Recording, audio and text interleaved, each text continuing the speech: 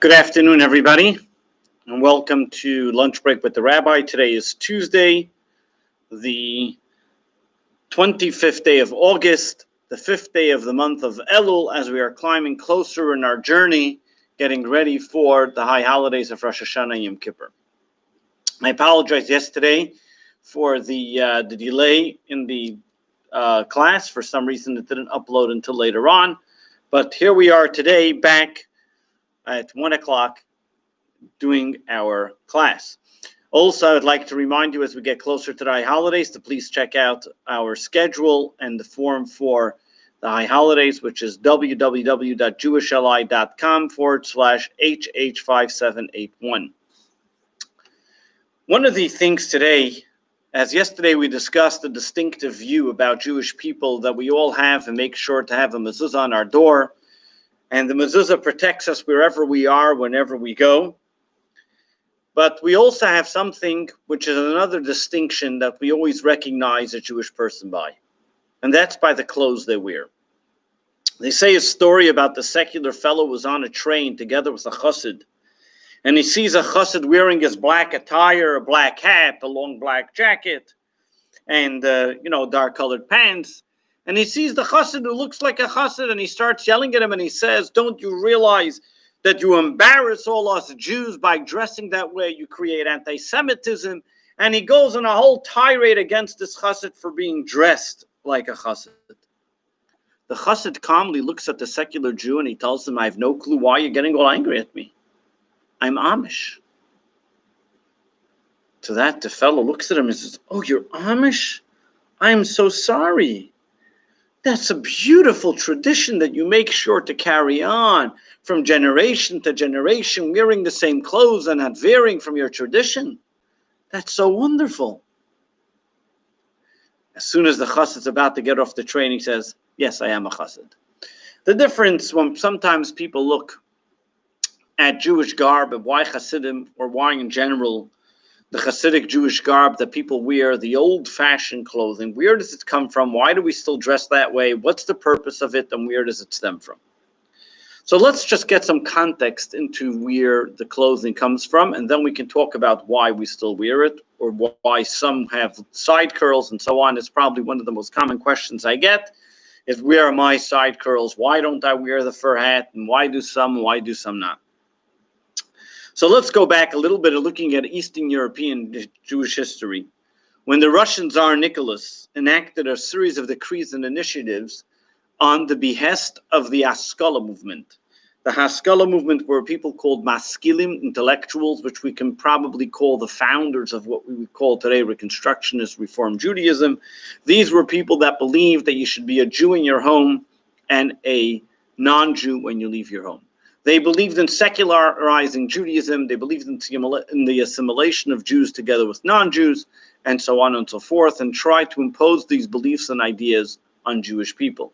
They were successful, unfortunately, in Germany, in many parts of Poland, and now they were coming to Russia trying to do that as well. Their aim was to talk to the governments and enact laws against Hasidim especially, and to any religious people that were dressing that type of garb. In Russia, most of them were Hasidim, and in Eastern Europe in general. While in Germany, there were more Lithuanians and so on, but as well as they were successful there. Now, one of the things that the first thing that they tried to do, with the extent of the Tsar, who during the time of about 1825 to 1855, to try to assimilate the Jews into his empire, he made something called the clothing decree, which was that Jews, except for senior rabbis, were obligated to forsake their unique traditional clothes. What was the unique traditional clothes? And this you might find interesting, which was that for men, the traditional dress consisted of a long black coat that reached about their ankles. They would close right over left, and we spoke about that a while back. Why right over left? It was usually closed with a belt or a buckle, not with any buttons. The pants were short and tied right below the knee, like knickers. During the summer, they would wear socks that would reach all the way up to their knickers. During the winter, they would have boots that their pants would be tucked into. And their hats were not brimmed, and without any projection over the forehead. There was a small little brim that was facing up.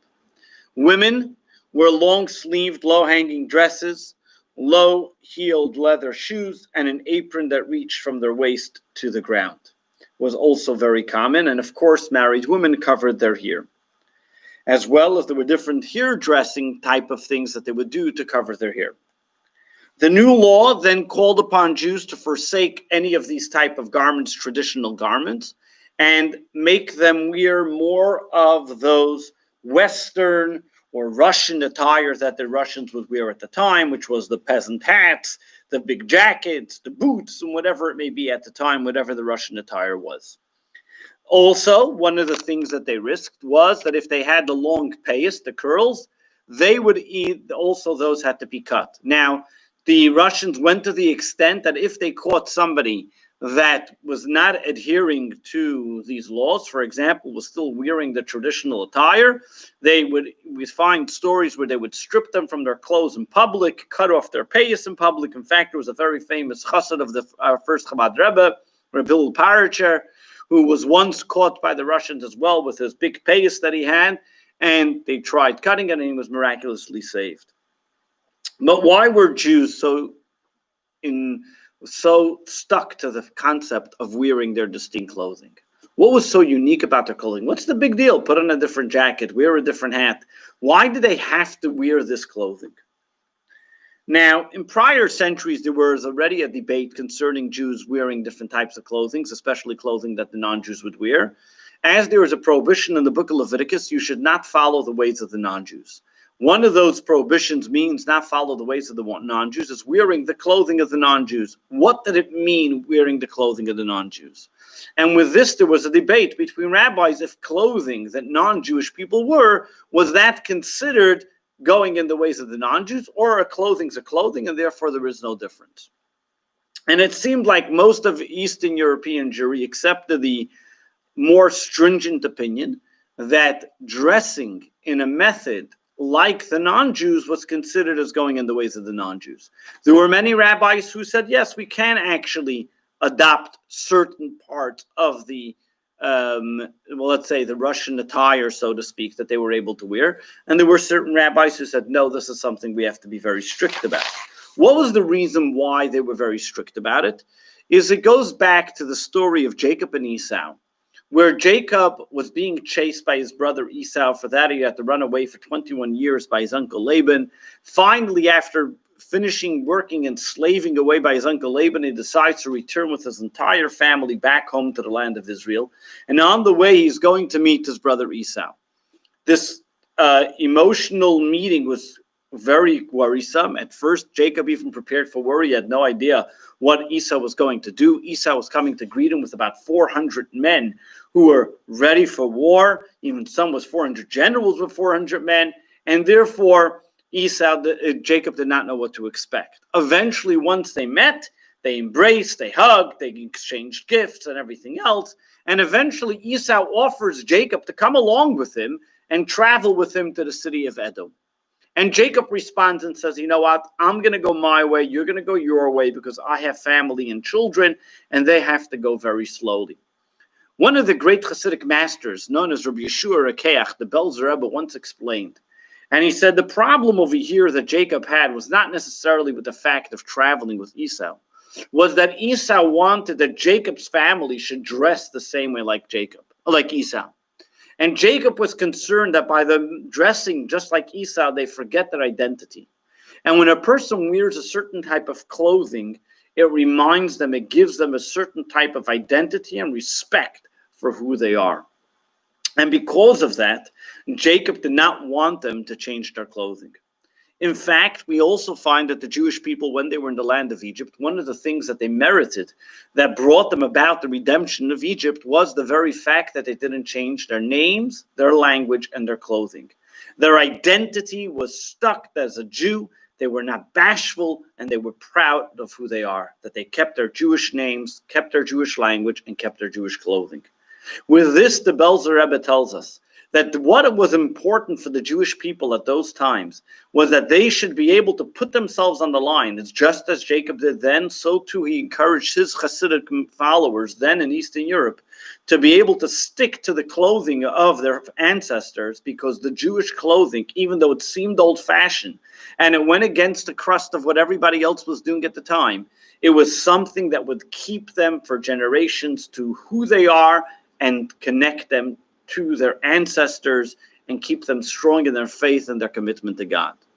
We also find this also not only from a religious perspective, but even in something in psychology. There's something called enclothed cognition. They once did this study that they took these white lab coats and they gave them to a select group of people. And half of the people they told that it's going to be a painter's garment, and excuse me, and half of them they told them that it's a doctor's lab coat. And they found that the people that they told it was a doctor's lab coat were much more careful in their behavior and more attentive to what they were doing than those who were the painters.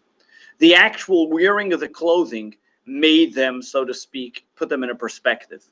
The Talmud even refers to it in calling it that one of the great Talmudic scholars would call his clothing my honor.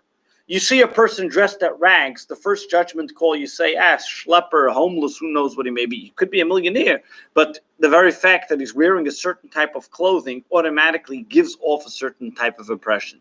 When you go on your first interview, even though you have comfort clothes that you like to wear, but that's not what you're going to wear to your first interview, because you know what you wear gives off an impression, not only to yourself, but also to the people who see you, but even more so to yourself.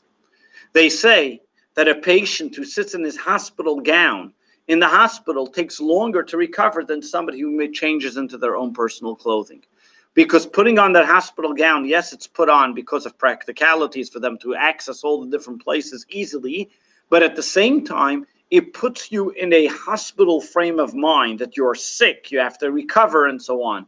While when you wear clothing, you're ready to work, you're inspired. The same idea is also many people are now working from home. They have found that people that sit in their pajamas and work from home are not as productive as people who would put on a suit and work. The reason is being because they put themselves in a frame of mind. Your clothing addresses your cognitive ability to see who you are. The same thing is also from a religious perspective. Dressing the way the Jewish people dress, dressing in a particular way, the way our ancestors dressed, the way your grandparents dressed, puts you in a frame of mind of saying, this is who I am. And whether it's the payas, the tzitzis, the long black coat, lets you know and say, yes, I am framing myself as an individual. The same thing is also when a woman dresses modestly and a man dresses modestly. It is all because it puts them in that frame of mind of how they should behave, what they should do, and what they're up against. And this helps fight off the assimilation that may help them, which we find because of that, though many rabbis may have permitted the allowance for them to, so to speak, deviate from the actual ancestral clothing, there were many who did not. And one of the reasons why they didn't, was they said, was another reason. They believe that if we fight for a certain thing, if you risk your life for a certain mitzvah, this will be something that for generations to come, they will remember that you risked your life because of it. I remember seeing somebody who had long payas, and I asked him, why do you have the long payas? He says, because my grandfather risked his life not to cut the payas. How dare I cut my payas? Even though he may have not been as observant as his grandfather. But the very fact that his grandfather risked his life to do something, a certain way of dress, as a certain garb, that in itself instilled the fear of God, instilled the love of God into this individual for generations to come. And this is what many of the rabbis believed at the time during the Tsarist regime, where they tried to impose and change the dress of people, was that if we put our lives on the line not to change the way we dress, this will become a foundation for generations to come to know that we have risked our lives to look like Jews and stay like Jews. Today, even though many communities maybe do not have the extreme level of dress as they did back in Eastern Europe, most of us, all of us should at least, have a certain level of cognizant, so to speak, uniform, that we always wear a certain something that reminds us of who we are. We always wear a yarmulke, we always have tzitzis. It's that type of dress that reminds us of who we are and our responsibilities, that this is part of the dress, that we don't assimilate and remember that we are different than the people around us. Why does a soldier in the army have to wear a uniform? It's not that the other soldier should recognize him, so that the soldier should remember who he is and what his job is and what his particular time. The same thing is also, we as Jewish people have a particular dress, men and women, so that we should know that we are in the army of God, that we have a certain alliance and allegiance to God, that this develops our relationship together, that we can be able to see, that we can together, so to speak, is commit ourselves to that relationship. And though it was to great degree and a great risk of what they had to take to be able to wear that garb, and even many people, to many degrees, risk their lives to make sure they have a yarmulke or tzitzis. There was a story told about the Slavita brothers. They had a printing press, which that in itself was risking to print books in the time of the communist Russia during Tsarist Russia without any censorship. And they were then arrested and they were being beaten. And while they had a little walkway, as they would go into the jail, as they would walk, they would beat them with whips on both sides. And one of the brothers dropped his yarmulke, and he picked up his yarmulke while he was being beaten because he didn't want to walk without a yarmulke. It is so important as we remember these things. The word yarmulke, which reminds us of God's kingdom, or in general the dress. So it's not just wearing old-fashioned dress. It's a question of distinction, of honor, of recognizing our greatness, our uniqueness as the Jewish people, which makes us strong, powerful, and to stand up against assimilation and to be proud Jews wherever we are, wherever we go. That is the reason for our distinctive dress. Thank you for listening today. Tomorrow we'll join us again, 1 p.m., lunch break with the rabbi at 1 p.m. Looking forward to seeing you. Again, any high holiday information that you may need is on jewishli.com/HH5781, which stands for High Holidays for the coming year of 5781. If anybody has any questions or comments or further topics you would like to discuss, please feel free to email or message me. God bless you. Have a great day and enjoy.